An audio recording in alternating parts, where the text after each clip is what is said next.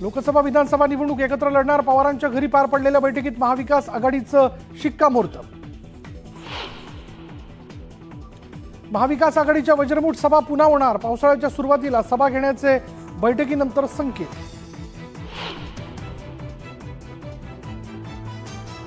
कर्नाटकच्या निकालानं देशाला दिला संदेश, शरद पवारांची प्रतिक्रिया, तर समविचारी पक्षांनी किमान समान कार्यक्रमाअंतर्गत एकत्र यावं, पवारांचं आवाहन।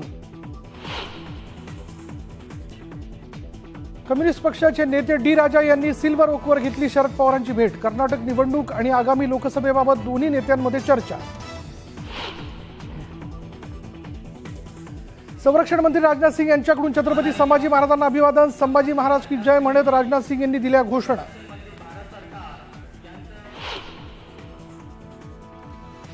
ठाकरेंना धडा शिकवण्यासाठी पहाटेचा शपथविधी, मुनगंटीवारांचा गौप्यस्फोट, उगाच धडा शिकवू नका, राज ठाकरेंचा टोला। स्वभाव वागणुकीमुळे भाजपचा कर्नाटकात पराभव, राज ठाकरेंचे खडे बोल, तर हा महत्व वाढवण्याचा प्रयत्न, शेलारांचा पलटवार।